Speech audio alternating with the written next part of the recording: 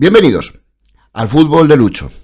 Ya sabéis, un lugar en el que hablar de una forma distinta y muy personal de fútbol y de todo aquello que le cuelga. Un saludo muy cordial de quien nos habla, Luis Ángel Herrera. Bueno, en los últimos días, bueno, más que en los últimos días, en las últimas semanas, estamos acudiendo a un espectáculo en parte bochornoso, en parte irónico, en parte bastante vergonzoso, pero desde luego algo que hace unos años era impensable y que me da a mí que, para desgracia de los aficionados, cada vez va a ser más común. Me estoy refiriendo, como ya hablamos la semana pasada, al encuentro que se va a disputar el próximo, creo que 20 de diciembre, en el Hard Rock Stadium de Miami, y que enfrentará al Villarreal con el Fútbol Club Barcelona, ejerciendo el Villarreal, vamos a decir que de falso local. Se está hablando mucho, y como ya digo, como comentamos hace unos días, se está hablando mucho de si esto es falsear, manipular, alterar la competición. Fundamentalmente estos comentarios vienen de los mortífagos del nacionalmadridismo, pero bueno, está claro que no es algo que pertenezca a la esfera de lo normal bajo mi punto de vista, y que desde luego sí que se puede decir que este partido, que estas circunstancias adulteran la competición. Pero vamos, que a estos la competición les importa entre poco y nada. Lo que les importa es el tema de que el Real Madrid no va a percibir un duro de esto. Si el encuentro fuese Villarreal-Real Madrid, no estaríamos presenciando discursos en defensa de la limpieza de la competición, sino que esto se trataría de una promoción del fútbol español cada vez más en aumento y en expansión. Así sería. Porque también los que hablan de la limpieza de la competición, los que hablan de que esto es adulterar la competición, bueno, pues adulterar la competición efectivamente es esto, pero es alterar todo aquello que modifica el normal desarrollo del Campeonato Nacional de Liga en este caso. Bueno, para mí, teledirigir un sorteo para que ciertos emparejamientos como el Fútbol Club Barcelona Real Madrid o Real Madrid Fútbol Club Barcelona sean en determinadas fechas, independientemente de cómo se ha hecho toda la vida, pues para mí también eso es adulterar la competición. Pero de eso no dicen nada,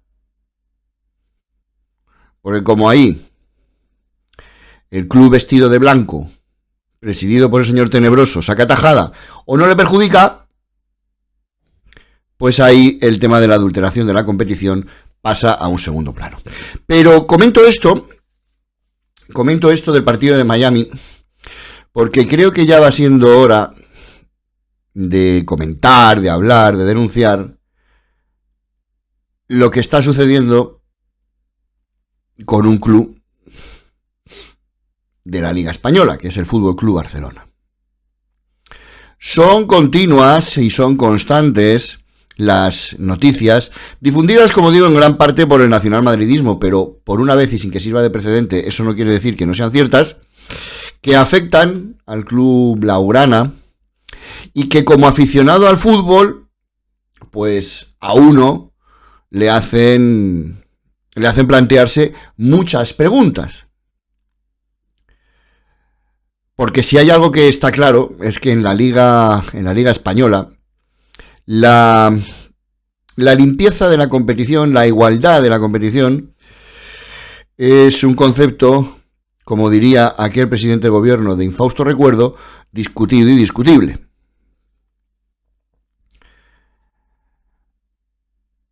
Pero no por los argumentos que utilizan el nacionalmadridismo, ¿no? sino por la simple igualdad entre clubes, que desde luego no se da. Y esto sucede tanto a nivel nacional como internacional. Porque, por ejemplo, hemos escuchado en las últimas horas, los últimos días, bueno, cabe la posibilidad de que el Fútbol Club Barcelona dispute unos partidos de la Copa de Europa, Liga de Campeones, en el estadio de Montjuic, pero que otros encuentros de la misma competición y de la misma temporada los disputen en el estadio, en el nuevo Nou Camp, o como quiera Dios que se vaya a llamar ese estadio.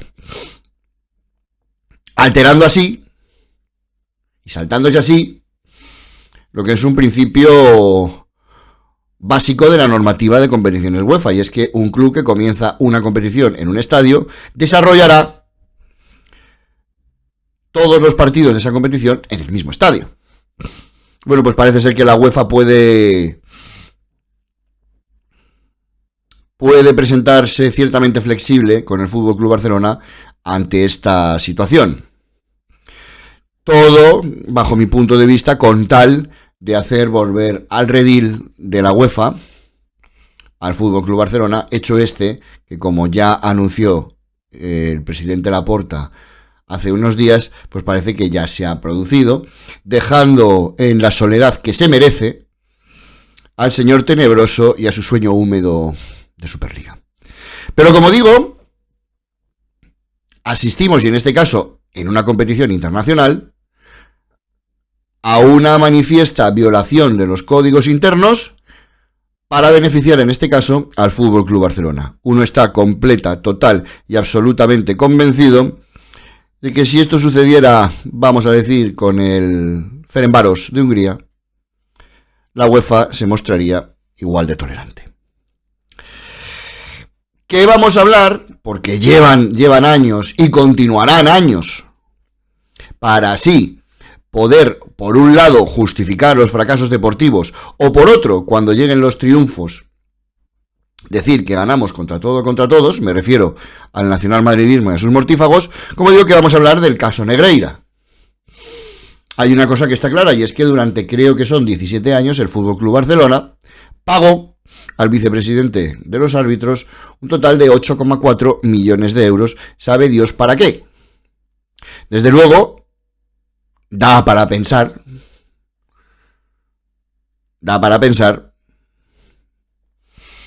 que se buscaba un trato de favor de los árbitros para el FC Barcelona frente a otros equipos. Bueno, realmente frente a otro equipo, al cual no le es necesario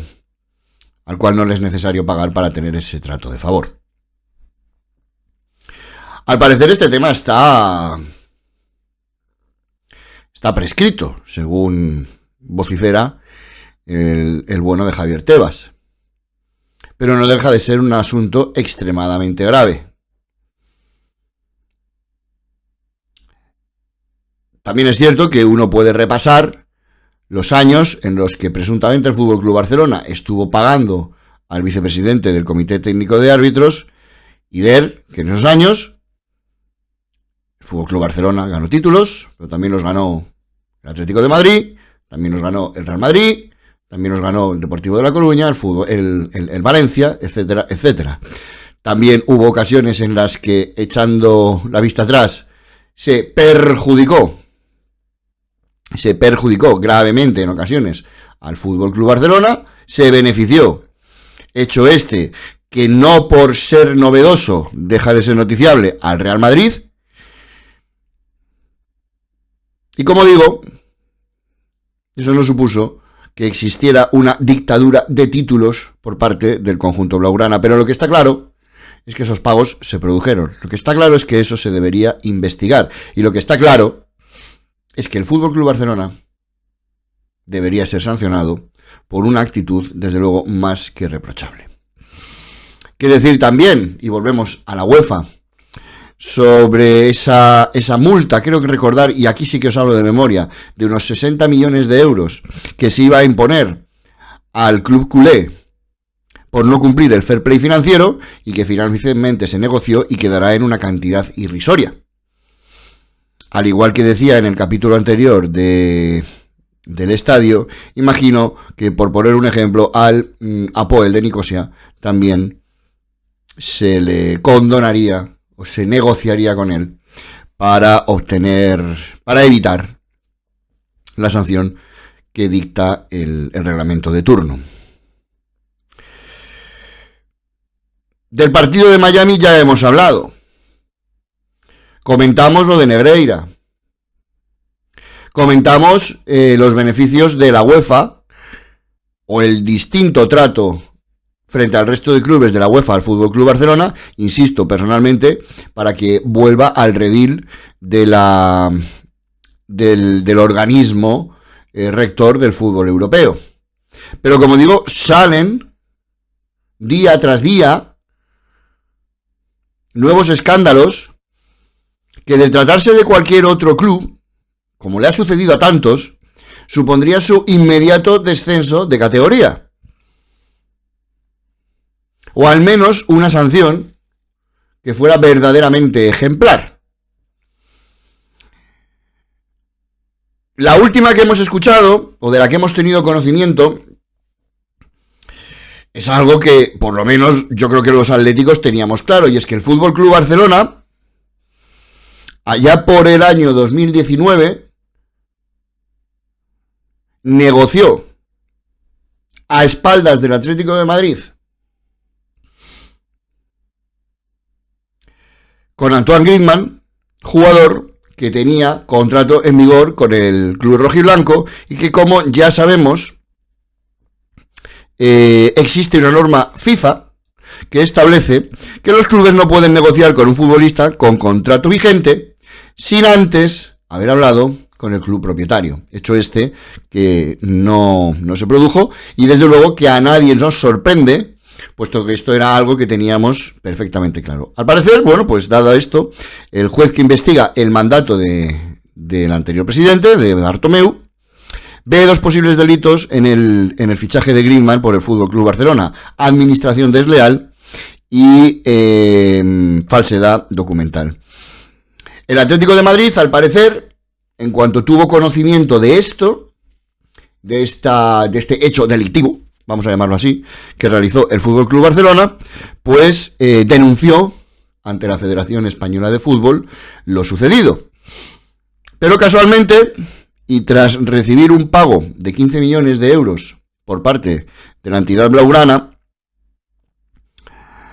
pues el Atlético de Madrid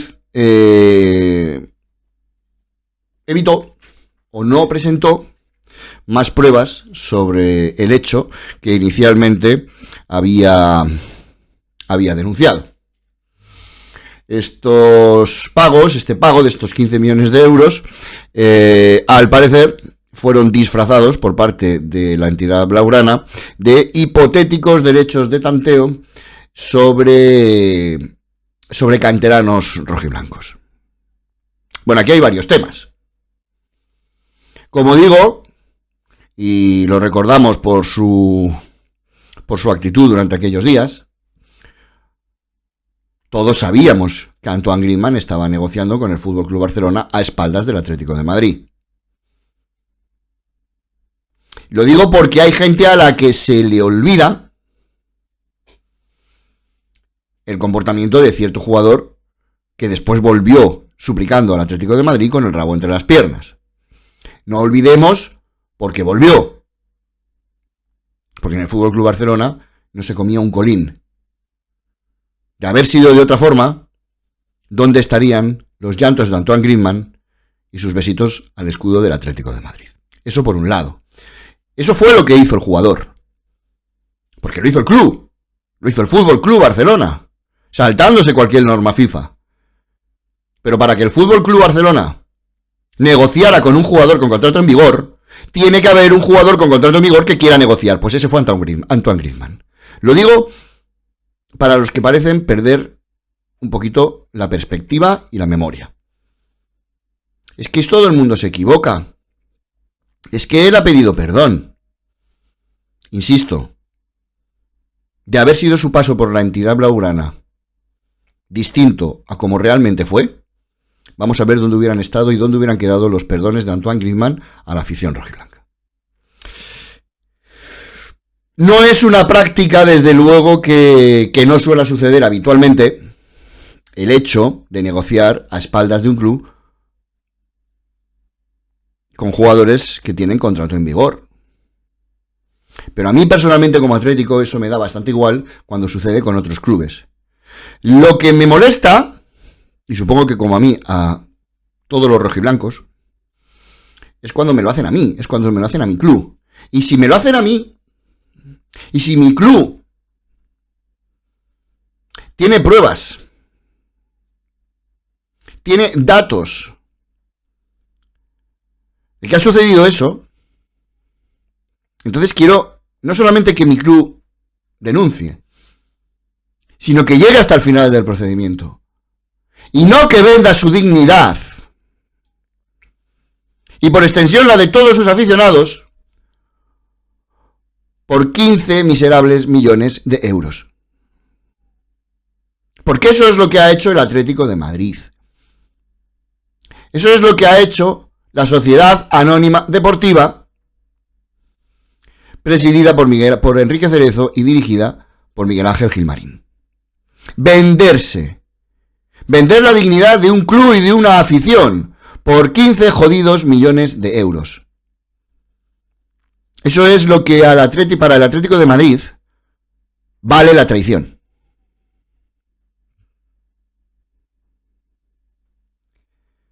Y a mí eso es lo que me molesta, porque técnicamente no hay, o no parece haber, ningún comportamiento delictivo en lo realizado por el Atlético de Madrid. Al fin y al cabo estamos hablando de tejemanejes contables y de que finalmente el FC Barcelona esos 15 millones pues los disfrazó de derechos de tanteo cuando realmente se trataban de un pago para silenciar.